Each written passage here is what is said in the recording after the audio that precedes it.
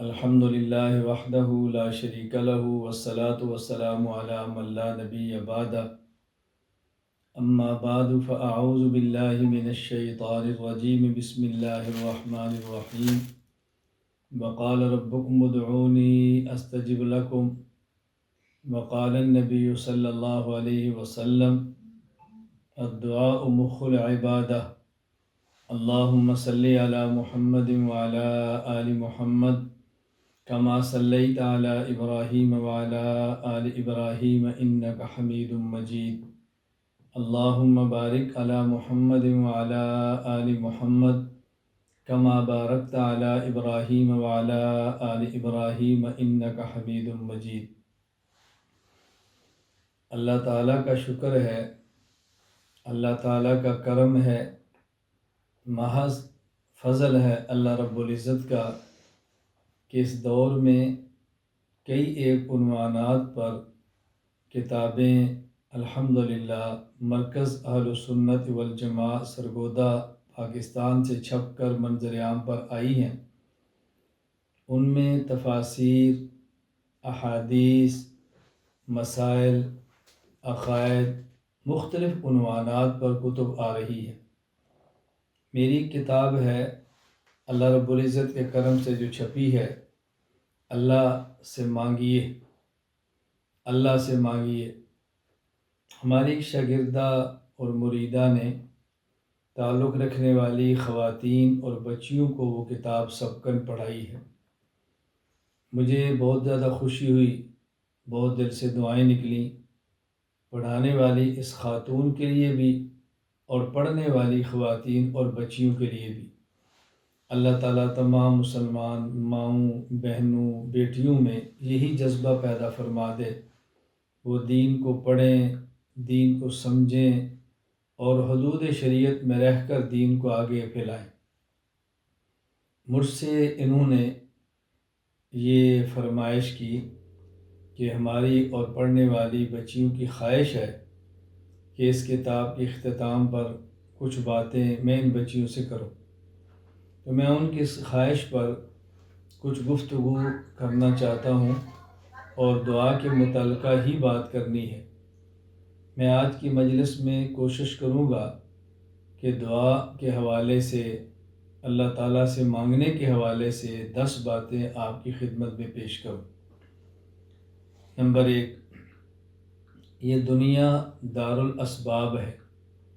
اللہ تعالیٰ نے اس دنیا کو اسباب کے ساتھ خود جوڑا ہے۔ مسبب الاسباب اللہ تعالیٰ کی ذات ہے۔ اللہ تعالیٰ اسباب بھی خود پیدا فرماتے ہیں اور ان اسباب میں اپنی مرضی کے مطابق نتیجہ بھی پیدا فرماتے ہیں۔ ہمیں اللہ کی طرف سے حکم ہے کہ ہم اللہ تعالیٰ کے پیدا کردہ اسباب کو اختیار کریں۔ باقی اللہ تعالیٰ کی مرضی، اللہ کا حکم، اللہ رب العزت کی منشا، وہ ان اسباب پر کیا نتائج مرتب فرمائے، وہ نتیجہ دیں جو ہم چاہتے ہیں یا وہ نتیجہ دیں جو ہم نہیں چاہتے، اللہ تعالیٰ کی مرضی ہے۔ ہم اسباب کو اختیار کرنے کے پابند ہیں۔ اگر کوئی شخص اسباب اختیار کرتا ہے پھر اللہ تعالیٰ پر بھروسہ کرتا ہے، اس کو توکل کہتے ہیں۔ اور اگر کوئی شخص اسباب اختیار نہیں کرتا اور اللہ تعالیٰ پر بھروسہ کرتا ہے تو اس کو تعطل کہتے ہیں۔ قرآن کریم اور احادیث میں توکل کی ترغیب ہے، تعطل کی ترغیب نہیں ہے۔ تو ہم نے متوکلین بننا ہے، متعطلین نہیں بننا۔ اولاد چاہتے ہیں، نکاح کریں، اسباب اختیار کریں، اللہ تعالیٰ سے مانگیں، یہ توکل ہے۔ نکاح نہ کریں، اللہ تعالیٰ سے اولاد مانگیں، یہ تعطل ہے۔ بھوک ہے، پیاس ہے، اس کو مٹانا چاہتے ہیں، کھانا کھائیں، پانی پئیں، اللہ تعالیٰ پر اعتماد کریں، یہ توکل ہے۔ کھانا نہ کھائیں، پانی نہ پئیں، کھانا اور پینا پانی ہونے کے باوجود نہ کریں، تو یہ تعطل ہے۔ اللہ تعالیٰ ہمیں توکل کی تعلیم دیتے ہیں، تعطل کی تعلیم نہیں دیتے۔ جس طرح دیگر اسباب ہیں، اسی طرح دعا بھی ایک سبب ہے۔ اس لیے ہمیں بطور سبب اس دعا کو بھی اختیار کرنا چاہیے۔ اگر کسی شخص کو کوئی بیماری ہے، وہ غذا کا بھی اہتمام کرے، دوا کا بھی اہتمام کرے اور دعا کا بھی اہتمام کرے۔ اگر کسی شخص کی کوئی حاجت ہے تو وہ اس کے لیے اور اسباب بھی اختیار کرے اور دعا کا بھی اہتمام کرے۔ تو یہ دعا اسباب میں سے ایک سبب ہے، اس لیے سبب اختیار کرنا ہمارے ذمے ہے۔ میرے تعلق والے حضرات جب بھی اپنی بیماری کی بات کرتے ہیں کہ امی بیمار ہے، ابو بیمار ہیں، یا میں بیمار ہوں، یا گھر میں کوئی فرد بیمار ہے، تو دعا کریں۔ تو میں ان کی خدمت میں بڑے اختصار سے عرض کیا کرتا ہوں کہ آپ غذا، دوا اور دعا کا اہتمام کریں۔ غذا بھی مناسب استعمال کریں، دوا بھی استعمال کریں اور اللہ تعالیٰ سے دعا بھی مانگیں۔ رسول اکرم صلی اللہ علیہ وسلم سے ان تین چیزوں کا ثبوت ہے۔ نبی کریم صلی اللہ علیہ وسلم نے غذا کم کھائی ہے، میں مانتا ہوں، لیکن جو کھائی ہے وہ صاف اور ستھری اور پاکیزہ کھائی ہے۔ نقصان دہ اور مضر غذا سے بچنا ضروری ہے۔ ایسی غذا کہ جس پر اسباب کے درجے میں یقین ہو کہ نقصان پہنچاتی ہے، اس کا ایک لقمہ استعمال کرنا بھی حرام ہے۔ لوگ بسا اوقات مسئلہ پوچھتے ہیں جی سگریٹ پینا جائز ہے؟ میں پوچھتا ہوں کہ سگریٹ نقصان دیتا ہے؟ جی نقصان دیتا ہے۔ میں نے کہا جب نقصان دیتا ہے تو نقصان دہ چیز کا استعمال کرنا تو حرام اور ناجائز ہے۔ اسراف ہونا، فضول خرچی ہونا، دوسرے کو اس سے تکلیف ہونا، منہ سے بدبو آنا، ملائکہ رحمت کو اپنے سے دور کرنا، یہ سب چیزیں الگ ہیں۔ بھائی یہ دیکھیں کہ نقصان دہ اور مضر ہے، بچنا چاہیے۔ نمبر ایک، دعا اسباب میں سے ایک سبب ہے۔ اسباب کو اختیار کرنے کا اللہ تعالیٰ نے ہمیں حکم دیا ہے، لہذا اسباب اختیار کریں۔ اور دعا کے بارے میں تو اللہ تعالیٰ نے صاف فرمایا، قال ربکم ادعونی استجب لکم، ادعونی استجب لکم، تمہارا رب تمہیں یہ بات کہہ رہا ہے۔ قرآن کریم کا طرز دیکھیں، وقال ربکم، تمہارا رب تمہیں یہ کہہ رہا ہے، تمہارا رب تمہیں یہ کہہ رہا ہے، تمہیں پالنے والا، تمہیں دینے والا، تمہیں نوازنے والا تمہارا رب وہ یہ کہہ رہا ہے، ادعونی، مجھ سے مانگو، استجب لکم، میں تمہاری دعائیں سنتا ہوں، تمہاری مرادیں پوری کرتا ہوں۔ اور یہ بات یاد رکھو، جو مانگے گا وہ خوش ہوتے ہیں، جو نہیں مانگے گا اللہ اس سے ناراض ہوتے ہیں۔ تو دعا کو مانگیں، اس کا اہتمام کریں۔ نمبر دو، اس بات کا اہتمام کریں کہ قرآن کریم میں جو دعائیں ہیں وہ مانگیں۔ قرآن کریم میں جو دعائیں ہیں وہ مانگیں۔ ربنا ظلمنا انفسنا وان لم تغفر لنا وترحمنا لنكونن من الخاسرین، ربنا لا تؤاخذنا ان نسینا او اخطأنا، ربنا ولا تحمل علينا إصرا كما حملته على الذين من قبلنا، ربنا ولا تحملنا ما لا طاقة لنا به، واعف عنا واغفر لنا وارحمنا أنت مولانا فانصرنا على القوم الكافرين، ربنا لا تزغ قلوبنا بعد إذ هديتنا وهب لنا من لدنك رحمة إنك أنت الوهاب، ربنا آتنا في الدنيا حسنة وفي الآخرة حسنة وقنا عذاب النار، ربنا هب لنا من أزواجنا وذرياتنا قرة أعين واجعلنا للمتقين إماما، ربنا اغفر لنا والإخوان الذين سبقونا بالإيمان ولا تجعل في قلوبنا غلا للذين آمنوا ربنا إنك رؤوف رحيم، رب اغفر وارحم أنت خير الراحمين۔ میں نے چند ایک دعائیں آپ کی خدمت میں پیش کی ہیں جن کی شروع میں ربنا ربنا ربنا ہے، کیونکہ میں نے آیت پڑھی وقال ربکم، تمہارا رب کہتا ہے مجھ سے مانگو، تو ہم بھی کہتے ہیں ربنا آتنا، اے ہمارے رب آپ نے حکم دیا مانگو، اے ہمارے رب ہم مانگ رہے ہیں، اے ہمارے رب ہم مانگ رہے ہیں، جو آپ نے فرمایا ہم آپ کی بات مان رہے ہیں، اے اللہ عطا فرما دے۔ دعائیں وہ مانگیں جو قرآن کریم میں ہیں، پھر وہ دعائیں مانگیں جو احادیث میں ہیں۔ حضور اکرم صلی اللہ علیہ وسلم کے مبارک الفاظ ہیں، رسول اکرم صلی اللہ علیہ وسلم کی زبان مبارک سے جو الفاظ نکلے ہیں وہ مانگیں۔ اور رسول اکرم صلی اللہ علیہ وسلم نے امت پر کتنا احسان فرمایا ہے کہ جب صبح اٹھتے ہیں اور جب رات کو سوتے ہیں، صبح اٹھنے سے لے کر رات سونے تک ہر وقت ہر عمل کے مناسب رسول اکرم صلی اللہ علیہ وسلم نے دعا مانگ کر بتائی ہے، دعا سکھا دی ہے۔ کیا کرم ہے رسول اکرم صلی اللہ علیہ وسلم کا، کیا رحمت ہے پوری کائنات کے لیے۔ صبح اٹھے تو دعا مانگے، الحمدللہ الذی احیانا بعد ما اماتنا، اللہ اکبر۔ رات سوئیں تو دعا مانگے، اللہم بسمک اموت و احیا۔ میں مکمل دعا نہیں، ساری دعائیں نہیں پڑھ رہا، صرف اشارے دے رہا ہوں دعائیں۔ رسول اکرم صلی اللہ علیہ وسلم نے بیت اللہ جانے کی اور بیت الخلاء جانے کی دعائیں سکھائی۔ کوئی ایسا موقع نہیں جو آپ نے امت کو دعائیں نے سکھائی ہوں، حتیٰ کہ ایسے مواقع جس کا عام طور پر بیان کرنا تعجب کا معنی رکھتا ہے، آپ صلی اللہ علیہ وسلم سے وہاں کی دعائیں بھی منقول ہیں۔ جب خامد اور بیوی آپس میں ملیں، خامد کون سی دعا مانگے، بیوی کون سی دعا مانگے، اللہ کے نبی نے وہ دعائیں بھی بتائیں۔ کس قدر امت کے ساتھ محبت اور شفقت کا معاملہ فرمایا ہے۔ دوسرے نمبر پر میں نے عرض کیا کہ کوشش کریں سب سے پہلے دعا وہ مانگیں جو قرآن کریم میں ہے، دعا مانگیں جو حدیث پاک میں ہے۔ حکیم الامت مجدد الملت مولانا اشرف علی تھانوی نور اللہ مرقدہ نے مناجات مقبول کے نام پر ایک چھوٹا سا کتابچہ مرتب فرما دیے، جس میں قرآنی دعائیں ہیں اور رسول اکرم صلی اللہ علیہ وسلم سے منقول احادیث اور مسنون دعائیں ہیں، حدیث میں آنے والی مسنون دعائیں، وہ رکھ لیں اپنے پاس۔ 7 منزلیں ہیں، روزانہ ایک منزل پڑھ لیا کریں، اور انشاءاللہ ہمارا اپنا بھی ارادہ مستقل اس عنوان پر ایک کتاب ترتیب دینے کا کہ ہم کوشش کریں کہ ایسی کتاب ترتیب جس میں مہینہ کے حساب سے ہر روز کی کچھ دعائیں ہوں، یعنی ایک معمول کی دعائیں اور کچھ مزید دعائیں، تاکہ ایک مہینہ میں اگر روزانہ اس کتاب کا کچھ حصہ پڑھ لیا جائے تو یہ ساری دعائیں تقریباً اس کے اندر آ جائیں گی۔ اس کا ہمیں اہتمام کرنا چاہیے۔ نمبر 3، وہ شخص جس کو قرآن کریم کی دعائیں نہیں آتی، وہ شخص جس کو احادیث میں موجود دعائیں نہیں آتی، تو پھر دعا کون سی مانگے؟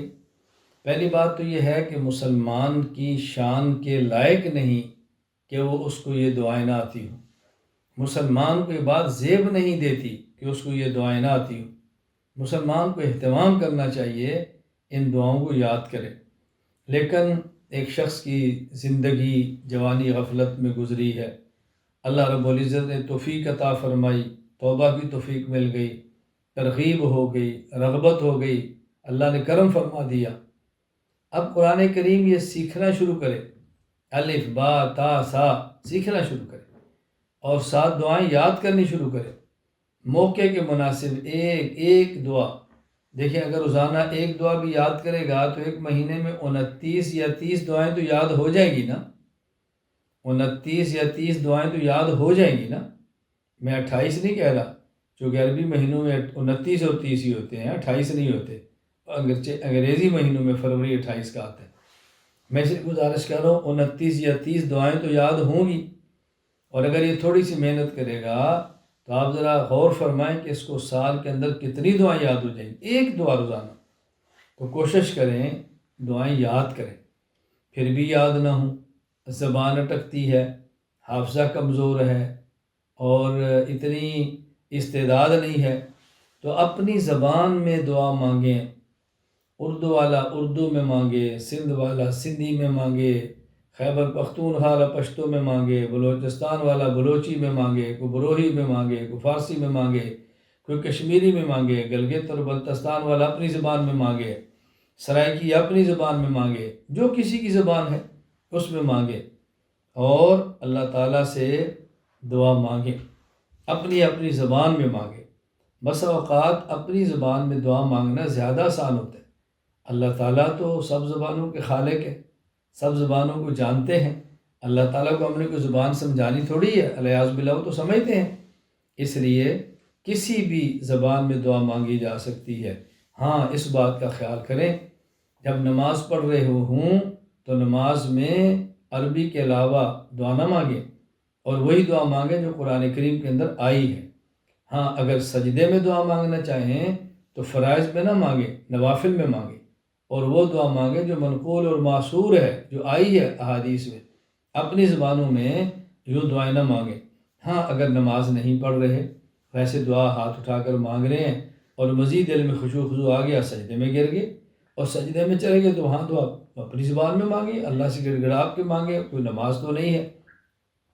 بہرحال دعا کسی بھی زبان میں مانگنی چاہیے۔ نمبر 4، دعا کب مانگیں؟ یہ بات ذہن نشین فرما لیں کہ دعا کب مانگنی ہے۔ دعا موقع کے مناسب مانگیں، دعا موقع کے مناسب مانگیں، یعنی جس موقع پر جو دعا رسول اللہ صلی اللہ علیہ وسلم سے منقول ہے اس موقع پر وہ دعا مانگیں۔ نبی کریم صلی اللہ علیہ وسلم صبح اٹھے تو کون سی دعا مانگی، آپ سوئے تو کون سی دعا مانگی، کھانا کھایا تو کون سی دعا مانگی، کھانے کے بعد کون سی دعا مانگی، پانی پیا تو کون سی دعا مانگی، کسی نے ہدیہ دیا تو آپ نے کون سی دعا دی ہے۔ دعا کب مانگیں؟ جب جس دعا کا موقع ہو اس موقع کے مناسب وہ دعا مانگیں، جو دعا کا موقع ہو اس دعا کے مناسب وہ دعا مانگیں، اس کا اہتمام کریں۔ یا جب جس چیز کی ضرورت ہو وہ مانگیں، اولاد کی ضرورت، اولاد مانگیں، ربنا هب لنا من ازواجنا وذرياتنا قرۃ اعین، اللہ اکبر، رب هب لی من لدنک ذریۃ طیبہ، یہ دعا مانگیں۔ جو دعا کی ضرورت ہے وہ مانگیں۔ اولاد کے لیے مانگنی ہے، اولاد والی مانگیں۔ کوئی دنیا سے چلا گیا ہے، مغفرت کی دعا مانگیں۔ کوئی اللہ تعالیٰ سے حاجت ہے، حاجت کی دعا مانگیں۔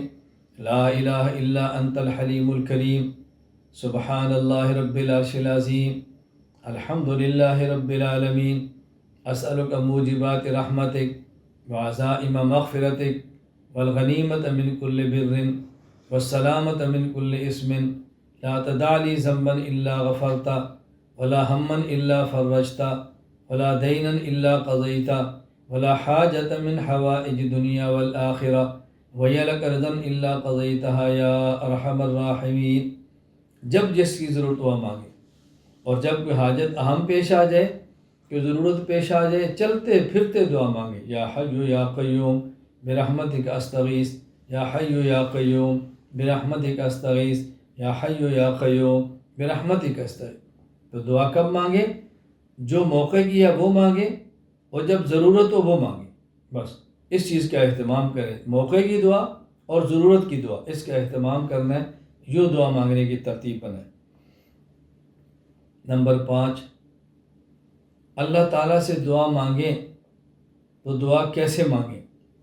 ایک تو اس بات کا خیال کریں کہ پیٹ میں حرام کی غذا نہ ہو، جسم پر حرام کا کپڑا نہ ہو، ورنہ آدمی حرم میں جا کر بھی دعا مانگتا ہے تو رسول اکرم صلی اللہ علیہ وسلم فرماتے ہیں اس کی دعائیں کیسے قبول ہوں گی؟ اس کا کھانا بھی حرام ہے، اس کا پینا بھی حرام ہے، اس کا پہننا بھی حرام ہے، کیسے دعائیں قبول ہوگی؟ پیٹ کے اندر حرام ہوگا، دعا کیسے قبول ہوگی؟ جسم پر حلال کپڑا نہیں ہوگا، دعا کیسے قبول ہوگی؟ جب آدمی نے حرام کھایا، حرام پیا، حرام پہنا، دعا کیسے قبول ہوگی؟ تو پہلے تو اس بات کا خیال کریں کہ پیٹ کے اندر حرام نہ ہو، پیٹ کے باہر حرام نہ ہو، حرام سے بچیں۔ اور پھر دوسرا اس کا اہتمام کریں کہ دعا گڑ گڑا کر مانگیں، عاجزی سے مانگیں، اور رو رو کر مانگیں، رو رو کر مانگیں۔ رسول اکرم صلی اللہ علیہ وسلم ارشاد فرماتے ہیں تباکو رو فَإِن لَمْ تَبْنَ، اللہ کے نبی رسول اکرم صلی اللہ علیہ وسلم فرماتے ہیں کہ رو کر دعا مانگو، فَإِن لَمْ تَبْكُوا فَتَبَاكُوا، اگر تم رو نہیں سکتے رونے والی شکل بنا لو، رونے والی شکل بنا لو، گڑ گڑا کر مانگو، رو کر مانگو۔ اور تیسرے نمبر پر اللہ سے مانگیں جیسے کسی بڑے سے مانگتے ہیں، اللہ سے خلوت میں باتیں کریں، تہجد میں اٹھیں، اپنے مالک سے باتیں کریں، اپنے رب سے باتیں کریں، مانگیں اللہ سے، پیار کے ساتھ محبت کے ساتھ مانگیں، اللہ سے باتیں کرنا سیکھیں۔ معروف واقعہ ہے، ایک بزرگ تھے، باندی کو خرید کے لائے، رات کو اٹھ کے دعا مانگ رہی تھی، اے اللہ جو آپ کو مجھ سے محبت ہے اس محبت کا واسطہ مجھے معاف فرما دے، جنت میں جگہ دے دیں۔ بزرگوں نے سنا تو فرمایا کہ تم اللہ سے محبت کرتی ہو، یہ بات تو سمجھ آتی ہے، تمہیں یہ کیسے پتہ چلا کہ اللہ تم سے محبت کرتا ہے؟ تم یوں دعا مانگو، اے اللہ میں آپ سے محبت کرتی ہوں لہٰذا مجھے معاف کر دے۔ اللہ اکبر! اس اللہ کی بندی نے عجیب جواب دیا۔ اس نے کہا اگر اللہ مجھ سے محبت نہ کرتا تو رات کی تنہائیوں میں اٹھ کر مجھے اپنے سے باتیں کرنے کا موقع کیوں دیتا؟ رات کی خلوتوں میں اسی سے باتیں کرتے ہیں جس سے محبت ہوتی ہے۔ تو اللہ تعالیٰ نے مجھے جو موقع دیا ہے، میں سمجھتی ہوں میرا اللہ مجھ سے پیار کرتا ہے۔ تو دیکھو جب اللہ عقل اور فہم دے دے تو کس طرح ایک باندھی کو بھی دے دیتا ہے، اور جب فہم چھین لے تو پھر آزاد سے بھی چھین لیتا ہے۔ اللہ تعالیٰ فہم عطا فرمائے، اللہ تعالیٰ سمجھ عطا فرمائے، اللہ تعالیٰ عقل عطا فرمائے۔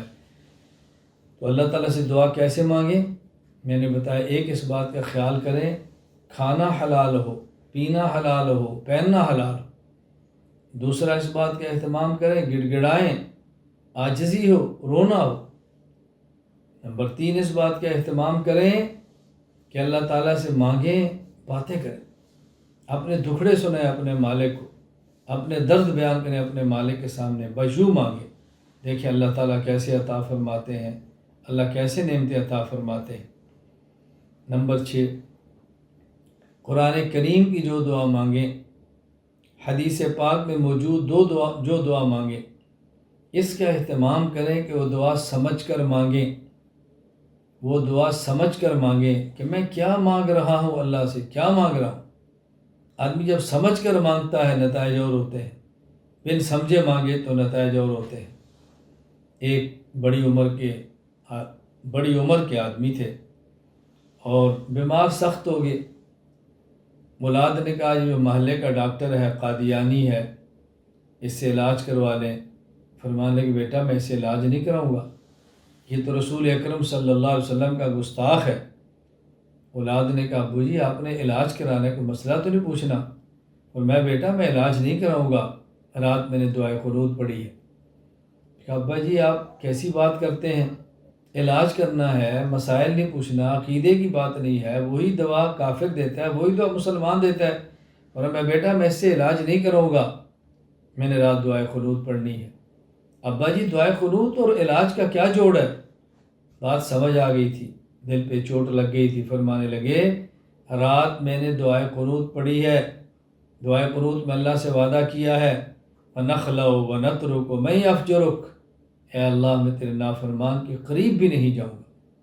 صبح اگر میں گیا اور رات پھر میں نے کہنا ہے اے اللہ میں تیرے نافرمان کے قریب بھی نہیں جاؤں گا، اس طرح مر گیا، قیامت کو اللہ نے پوچھ لیا، رات وعدے کرتا تھا تیرے نافرمان کے قریب نہیں جاؤں گا، صبح میرے پیغمبر کی ختم نبوت پہ ڈاکہ ڈالنے والے ڈاکو اور گستاخ سے جا کر تو اپنا علاج کراتا تھا، میں اللہ کو کیا جواب دوں گا؟ ابو جان بیٹا میں مر سکتا ہوں، اس قادیانی، اس مرزائی گستاخ پیغمبر صلی اللہ علیہ وسلم سے میں علاج نہیں کرا سکتا۔ میں اس لیے گزارش کر رہا ہوں اس بات کا بہت اہتمام کریں کہ دعا سمجھ کر مانگیں۔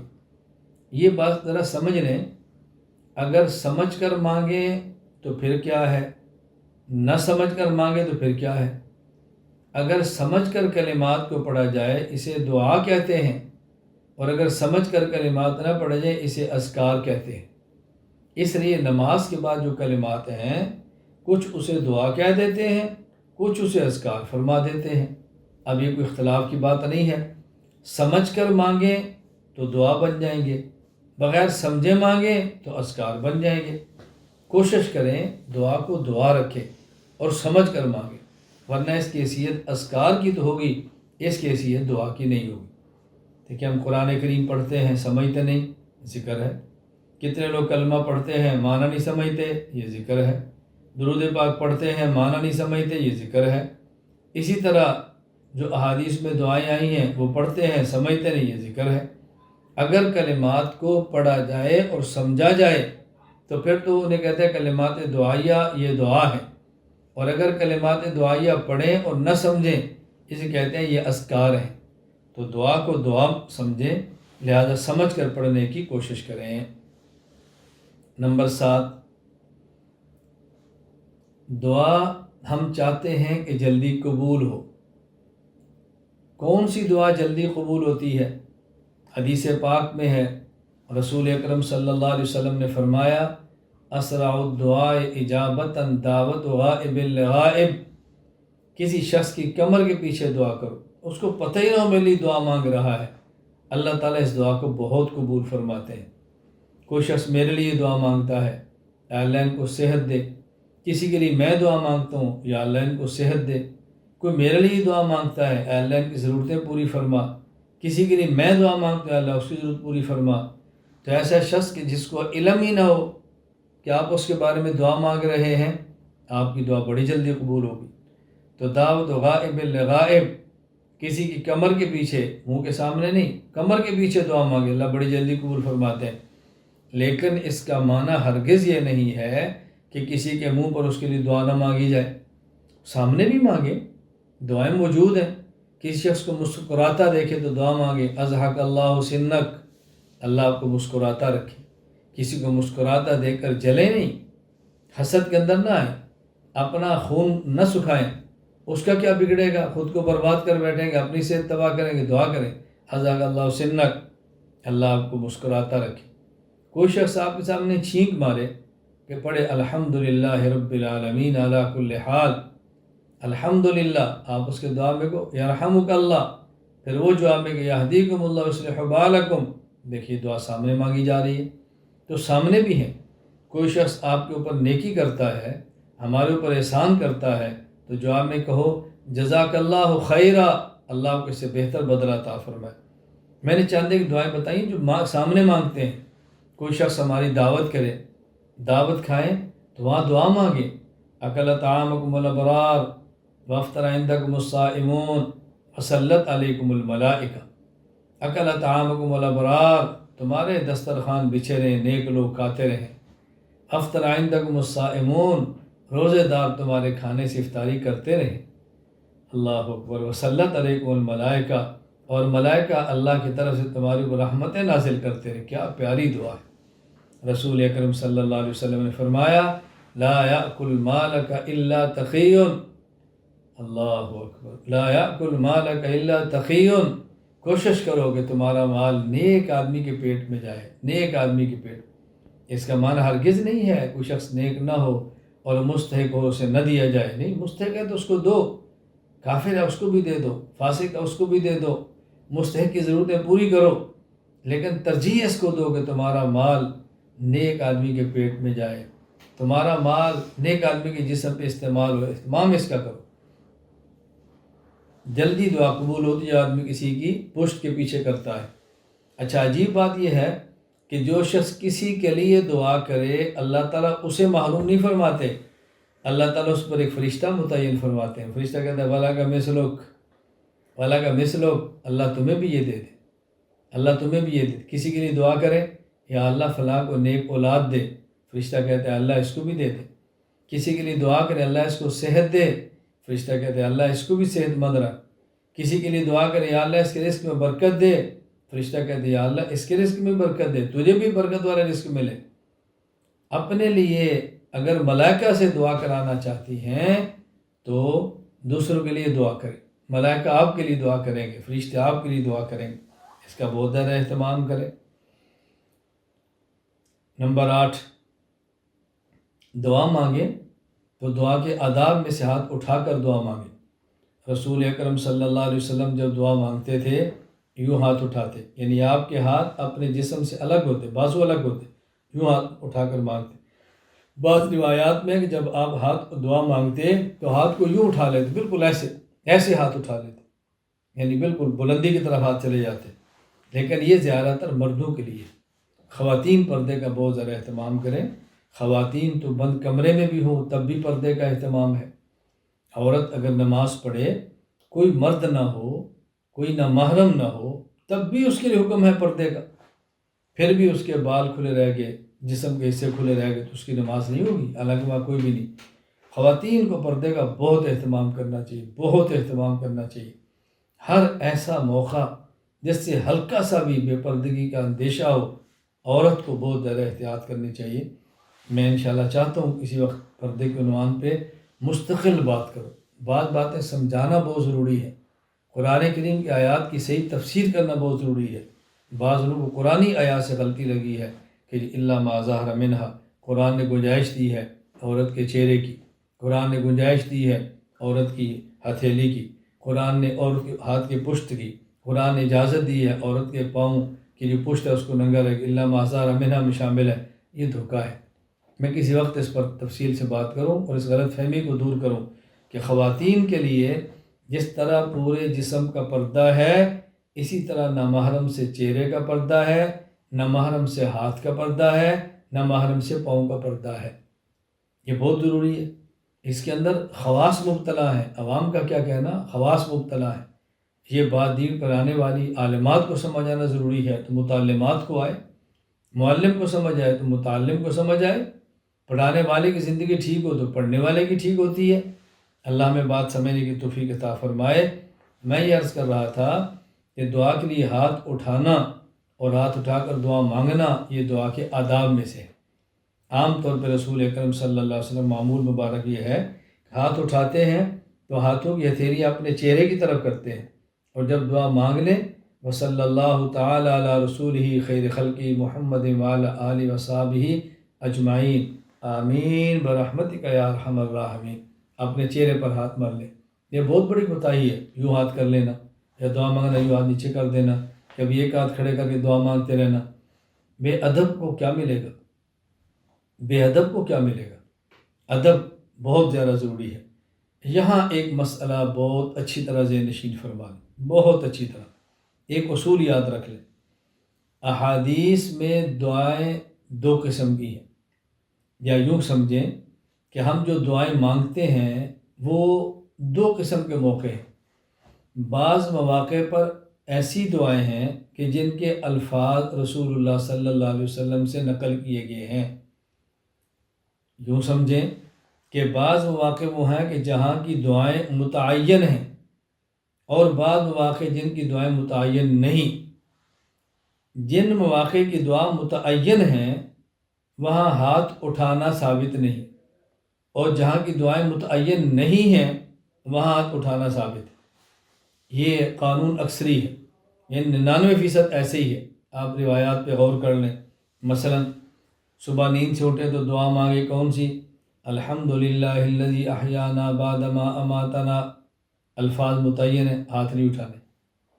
بیت الخلاء جائیں تو دعا اللہم انی اعوذ بک من الخبث والخبائث، ہاتھ نہیں اٹھانے۔ بیت الخلاء سے باہر نکلیں غفرانک الحمدللہ الذی عافانی، ہاتھ نہیں اٹھانے۔ تو دیکھیں جو دعائیں متعین ہیں۔ اب اذان کے بعد دعا اللہم رب ھذہ الدعوۃ التامہ والصلاۃ القائمہ آت محمد الوسیلۃ والفضیلہ وابعثہ مقاما محمودا الذی وعدتہ انک لا تخلف المیعاد، الفاظ متعین ہیں۔ اب یہاں ہاتھ نہیں اٹھانے۔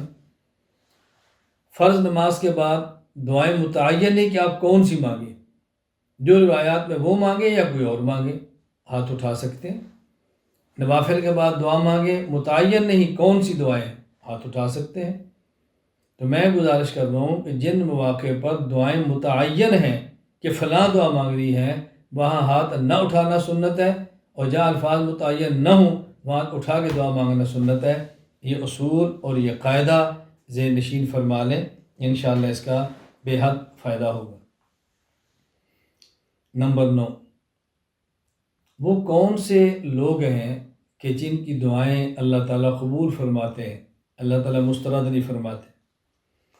اللہ اکبر، مریض، بیمار، اس کی دعا اللہ قبول فرماتے۔ حدیث پاک بات ہے بیمار جب تک صحت یاب نہیں ہوتا اللہ دعا قبول فرماتے ہیں۔ حدیث پاک میں کہ مریض سے دعا اپنے لیے کرواؤ اللہ اس کی دعا قبول فرماتے ہیں۔ اس لیے مریض سے دعا کی درخواست کرنی چاہیے۔ میں اس موقع پر گزارش کروں گا، مریض سے دعا کرانے کے بہترین طریقہ مریض کی خدمت میں ہدیہ ہے۔ انشاءاللہ آپ کے لیے دل سے وہ دعا کرے گا۔ مریض کے لیے بوجھ نہ بنو، مریض کے لیے بوجھ نہ بنو، مریض کی خدمت کرو۔ ہم مریض کے بعد جب جاتے ہیں پھول لے کر جاتے ہیں، مریض کے بعد جب جا لیں گے پھل لے کر جائیں گے، پھل اس کے پاس پہلے پڑا ہوگا، پھول اس سے کسی کام ہی نہیں آنے، پورا کمرہ بھرا پڑا ہے۔ مریض کی خدمت میں نقد ہدیہ پیسے پیش کرو، وہ اپنی دوائی لے لے، وہ اپنی ضرورت کی خوراک لے لے، ممکن ہے اس کے گھر میں بچوں کا مسئلہ وہ پورا ہو جائے گا، ایسی چیزیں پوری کرو، دیکھنا آپ کو دعائیں کیسے دیتا ہے۔ مریض کی دعا قبول ہوتی ہے، مظلوم کی دعا بڑی قبول ہوتی ہے۔ اتق دعوت المظلوم، مظلوم کی بد دعا سے بچو، مظلوم کی دعا اللہ بہت جلد قبول فرماتے ہیں۔ حج کرنے والے شخص حاجی، اللہ اس کی دعا قبول فرماتے ہیں۔ معتمر، عمرہ کرنے والا شخص، اس کی دعا بڑی قبول فرماتے ہیں۔ عمرے کے لیے جائے، جب تک واپس گھر نہیں آتا اللہ کے راستے کے اندر ہے، اس سے دعائیں کرواؤ، اس سے دعائیں کرواؤ، انشاءاللہ دعائیں قبول ہوگی۔ ہم عمرہ کرنے والے سے دعائیں نہیں کراتے، عمرہ کرنے والے سے ڈیمانڈ کرتے ہیں، میرے لیے تسبیح لانا، میرے لیے ٹوپی لانا، میرے لیے مصلی لانا۔ چلو اس کی بھی کوئی سمجھ آتی ہے، بیچارہ عمرے کے لیے حج کے لیے جاتا ہے، شاپنگ، اللہ اکبر، وقت کا ضیاع، خواتین کا بے پردہ ہونا، بازاروں میں گھومتے رہنا، عمرے کا مہنگا ہو جانا، اور خاندان کے دو بندوں کے لیے آؤ اور ایک کے لیے نہ لاؤ تو گھر میں لڑائی کا چھڑ جانا۔ ہم نے عبادت کو کس طرح بگاڑ کے رکھ دیا ہے، اللہ تعالیٰ ہم سب کی حفاظت فرمائے۔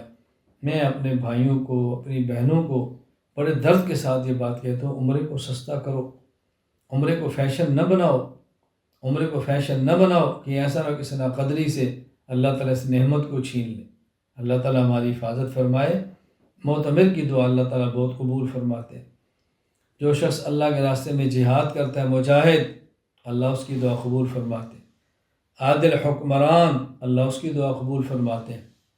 اللہ کا ذکر کرنے والا ذاکر، اللہ اس کی دعا قبول فرماتے ہیں۔ والد اپنی اولاد کے لیے دعا کرے، اللہ بہت قبول فرماتے ہیں۔ جتنی دعا والد کی اولاد کے حق میں قبول ہے، اس طرح اور کس کی دعا قبول ہوگی؟ اس لیے جو پریشان ہیں اپنی اولاد کے سلسلے میں اللہ سے دعا مانگیں، اور اللہ کے حبیب صلی اللہ علیہ وسلم کی یہ بات اپنے اللہ کے سامنے ذکر کریں، یا اللہ آپ کے حبیب کا وعدہ ہے، والد کی دعا اولاد کے لیے اللہ تو قبول کرتا ہے، اے اللہ میری دعا بھی قبول فرما لے، میری دعا بھی قبول فرما لے، میری دعا بھی قبول فرما لے۔ تو یہ وہ لوگ ہیں جن کی دعائیں اللہ تعالیٰ بہت قبول فرماتے ہیں۔ نمبر 10، یہ ذہن میں رکھیں، دعا کبھی بھی ضائع نہیں ہوتی، دعا کبھی بھی رائے گاہ نہیں ہوتی۔ ہم بسا اوقات مانگتے مانگتے کوئی چیز نہیں ملتی، مایوس ہو جاتے ہیں، مانگنا چھوڑ دیتے ہیں، اللہ سے بدگمان ہو جاتے ہیں، اللہ تعالیٰ میری بات نہیں سنتا، اللہ تعالیٰ مجھے دیتا نہیں، میں مانگ مانگے تھک گئی ہوں، مانگ مانگے تھک گیا ہوں، 10 سال سے مانگ رہی ہوں۔ مایوس نہ ہوں، اللہ سے بدگمان نہ ہوں، دل بڑا رکھیں۔ شیطان ہر وقت حملہ کرتا ہے، دنیا بھی گئی، اللہ سے بدگمان ہوئے تو آخرت بھی گئی، نہ ملا تو دنیا بھی گئی، مایوس ہو گئے تو آخرت بھی گئی۔ ان الشیطان لکم عدو فاتخذوہ عدوا، اللہ فرماتے ہیں شیطان تمہارا دشمن ہے، اس کو دشمن سمجھو، اس کو دشمن بنا کے رکھو، یہ ہے اصل تمہارا دشمن، سے عداوت رکھو۔ دعا کبھی بھی ضائع نہیں ہوتی۔ ہاں یہ بات ضرور ہے، کبھی انسان جو چیز مانگتا ہے اللہ وہی دے دیتے ہیں، جو مانگتا ہے اللہ وہی دیتے ہیں۔ اولاد مانگتا ہے اللہ دے دیتے، کبھی جو مانگتا ہے وہ نہیں دیتے۔ کیوں؟ اللہ تعالیٰ جانتے ہیں یہ چیز اس کے لیے مفید نہیں ہے، یہ اس کے لیے مناسب نہیں ہے۔ آپ کا بیٹا آپ سے کوئی چیز مانگتا ہے، ماں نہیں دیتی، باپ نہیں دیتا، وہ روتا ہے پھر بھی نہیں دیتے، اس کا معنی ہرگز یہ نہیں ہے کہ ماں اور باپ کو بیٹے سے پیار نہیں ہے، وہ سمجھتے ہیں اس بیٹے بیٹی کے لیے یہ مناسب نہیں ہے، یہ نقصان دہ ہے، اس کی عقل تھوڑی ہے، یہ سمجھتا نہیں ہے، نہیں دیتے۔ وہ بظاہر ناراض ہوتا ہے، لوگوں سے باتیں کرتا ہے، لوگوں کے سامنے گلے اور شکوے کرتا ہے، میرا باپ دوسروں کو دیتا ہے مجھے نہیں دیتا، میرا باپ غیروں کو میرے اوپر ترجیح دیتا ہے، میرا باپ میرے بارے بدگمان ہے، لوگوں نے میرے ابا اور میری اماں کے کان بھرے ہیں۔ حالانکہ ایسی بات نہیں ہوتی، والدین سمجھتے ہیں کیا مناسب ہے، اللہ تعالیٰ بھی تو جانتے ہیں نا، اللہ تعالیٰ تو زیادہ جانتے ہیں، زیادہ نہیں سب کچھ جانتے ہیں کیا بہتر ہے۔ کبھی جو مانگتے ہیں وہ نہیں دیتے، اس کے مناسب نہیں ہوتا۔ اللہ اکبر، جو مانگا ہے وہ نہیں دیتے، پھر کیا کرتے ہیں، انسان کے اوپر آنے والی کوئی مصیبت ہوتی ہے، اس دعا کی وجہ سے اللہ تعالیٰ وہ مصیبت ٹال دیتے ہیں، اس کو پتہ بھی نہیں ہوتا یہ میری مصیبت فلاں دعا کی وجہ سے ٹلی۔ اور کبھی اللہ تعالیٰ مصیبت نہیں ٹالتے، تکلیف دور نہیں کرتے، اس کی دعا کو قیامت کے لیے محفوظ فرما دیتے ہیں، قیامت کے لیے محفوظ فرما دیتے ہیں۔ تو وہاں جا کر پھر اللہ تعالیٰ اس کو جب دیں گے، اس وقت یہ کہے گا اے کاش دنیا میں جو میں نے مانگا مجھے نہ ملا ہوتا، اے کاش دنیا میں جو میں نے مانگا تھا مجھے نہ ملا ہوتا، میری دعا کی وجہ سے میری فلاں فلاں مصیبت ختم نہ ہوتی، مجھے سارا کچھ یہی ملتا۔ وہ حسرت کرے گا، حسرت سے کچھ نہیں ہوتا۔ بہرحال میں اپنی ماؤں، بہنوں، بیٹیوں، بھائیوں سب سے گزارش کر رہا ہوں کہ دعا مانگنے میں مایوس نہ ہولاتے اسو من روح اللہ انہ لا یسمع روح اللہ الا القوم الکافرون۔ اللہ کے دربار سے کون نا امید ہو سکتا ہے؟ لا تقنطوا من رحمت اللہ، اللہ فرماتا ہے مایوس مت ہو میری رحمت سے، اللہ کا در ہے، یہاں سے مایوس ہو گے تو بتاؤ کہاں جاؤ گے؟ الہی عبدک العاصی اتاکا مقرا بالذنوب وقد دعاک فإن تطردنی فمن یرحمنی سواک۔ اے اللہ تیرا ہی در ہے، تیرے در پر آیا ہوں، تو نے مجھے یہاں سے نکال دیا تو کون ہے جو میرا ہاتھ پکڑے گا؟ اللہ تعالیٰ ہم سب کو توفیق عطا فرمائے۔ میں آخر میں اس معلمہ کا بہت شکریہ ادا کرتا ہوں، اس کے لیے دعا کرتا ہوں جن نے کوشش کی ہے، آئیے اللہ سے مانگیے، کتاب پڑھائی ہے، اور ان بچیوں کا جن نے ماشاءاللہ اس کتاب کو پڑھا ہے بہت دعا گو ہوں۔ اللہ تعالیٰ آپ سب کو اپنی شان کے مطابق اجر عطا فرمائے۔ تمام پڑھنے والی پڑھانے والی نیت کریں کہ ہم انشاءاللہ اس کام کو لے کر آگے بڑھیں گے، اصطلاح فحاشی کا، بے حیائی کا، گناہوں کا، اس سے جتنے بندے نکال سکے ہم نکالیں گے انشاءاللہ۔ اللہ تعالیٰ مجھے اور آپ کو عمل کی توفیق عطا فرمائے۔ وآخر دعوانا الحمدللہ رب العالمین۔ الحمدللہ رب العالمین والصلاة والسلام علی رسولہ وعلی آلہ وصحابہ اجمعین۔ ربنا ظلمنا انفسنا وإن لم تغفر لنا وترحمنا لنكونن من الخاسرین۔ ربنا لا تؤاخذنا إن نسينا أو أخطأنا، ربنا ولا تحمل علينا إصرا كما حملته على الذين من قبلنا، ربنا ولا تحملنا ما لا طاقة لنا به واعف عنا واغفر لنا وارحمنا أنت مولانا فانصرنا على القوم الكافرين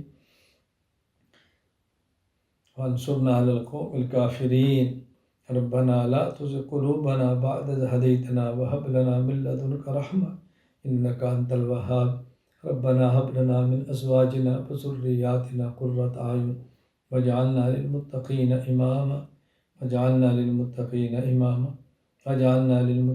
إماما اللهم أعنا على ذكرك وشكرك وحسن عبادتك، اللهم أعنا على ذكرك وشكرك وحسن عبادتك، اللهم أعنا على ذكرك وشكرك وحسن عبادتك، اللهم آت نفسي تقواها وزكها وأنت خير من زكاها وأنت مولاها،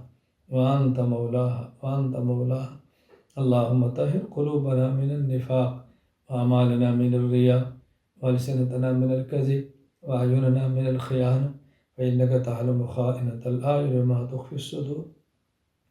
یا اللہ ہم سب کے گناہوں کو معاف فرما دے، یا اللہ ہماری خطاؤں سے درگزر فرما دے، یا اللہ ہماری ساری حاجات کو اپنے فضل سے پورا فرما دے، یا اللہ اپنے در کا محتاج بنا کر غیروں سے غنی فرما دے، یا اللہ ہمیں دیر اور دور کے لیے قبول فرما لے، یا اللہ کریم ہمارے مال کو، ہماری جان کو، ہماری اولاد کو، ہمارا گھر بار سب کچھ اپنے دین کے لیے قبول فرما لے، اے اللہ کریم آخرت کی فکر عطا فرما دے، اے اللہ آخرت کی فکر عطا فرما دے، یا اللہ آخرت کی فکر عطا فرما دے، یا اللہ اپنی رضا والے اسباب اعمال عطا فرما، یا اللہ اپنی ناراضگی اور ناراضگی والے اعمال سے محفوظ فرما، اے اللہ کریم ہمارے وہ گناہ جو آپ کی ذات کے علاوہ کوئی نہیں جانتا، اے اللہ کریم ان پر ستاری کی چادر کو ڈال دے، اے اللہ دنیا میں اپنی رسوائی سے بچایا، آخرت کی رسوائی سے بھی بچا لے، اللہ کریم شرم و حیا عطا فرما دے، اللہ کریم عفت اور پاک دامنی عطا فرما دے۔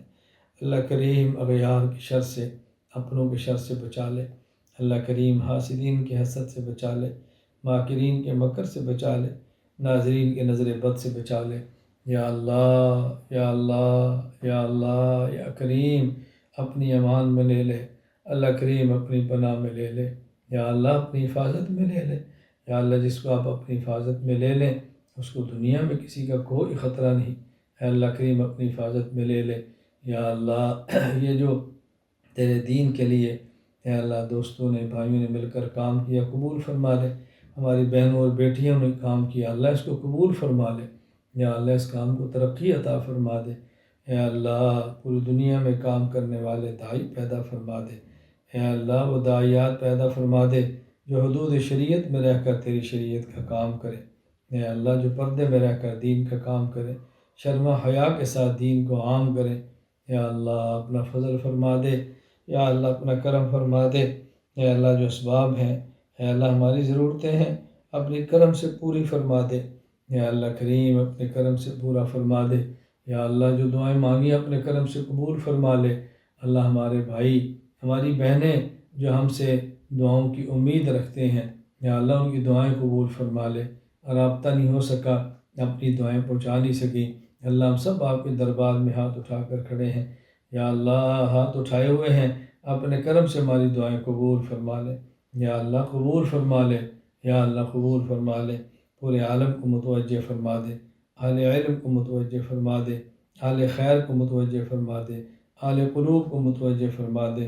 یا اللہ جو عقائد کا کام شروع ہے بطور خاص پورے عالم اس محنت کو عام فرما دے۔ وصلی اللہ تعالی علی رسول خیر خلقہ محمد وعلی آلہ وصحابہ اجمعین، آمین برحمتک یا ارحم الراحمین۔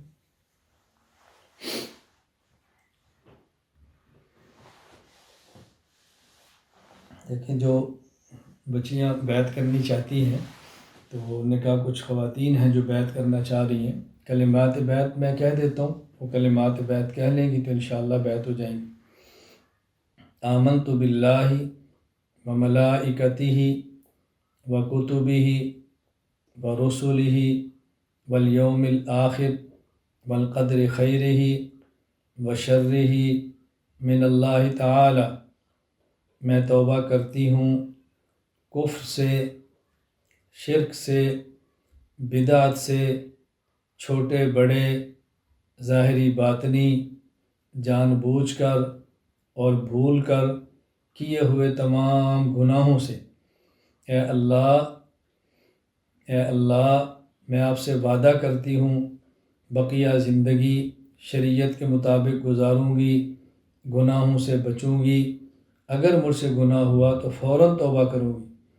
میں داخل ہوتی ہوں سلسلہ قادریہ، چشتیہ، نقشبندی، سہروردیہ اور نقشبندیہ میں۔ اے اللہ میری توبہ اور بیعت کو قبول فرما لے، دنیا اور آخرت میں اپنے نیک بندوں میں شامل فرما لے۔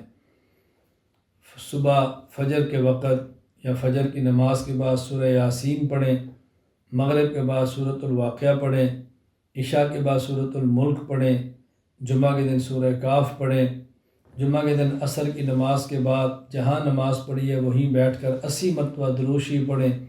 اللہم صلی علی محمد النبی الامی وعلی آلہ وسلم تسلیما۔ 100 مرتبہ لا الہ الا اللہ یہ پڑھیں، اور 15-20 مرتبہ لا الہ الا اللہ پڑھنے کے بعد ایک بار محمد الرسول اللہ صلی اللہ علیہ وسلم پڑھ لیا کریں۔ 100 مرتبہ استغفار، استغفر اللہ استغفر اللہ استغفر اللہ پڑھیں۔ 100 مرتبہ درود پاک صلی اللہ علیہ وسلم یہ پڑھ لیں، یا جو آپ کو آسان لگتا ہو وہ پڑھ لیں، اس کا اہتمام کریں۔ باقی گناہوں سے بچنے کی کوشش کریں، دین کے ساتھ جڑی رہیں، بطور خاص پردے کا بہت زیادہ اہتمام کریں۔ اللہ تعالی ہم سب کا خاتمہ ایمان پر فرمائے۔ السلام علیکم ورحمۃ اللہ وبرکاتہ۔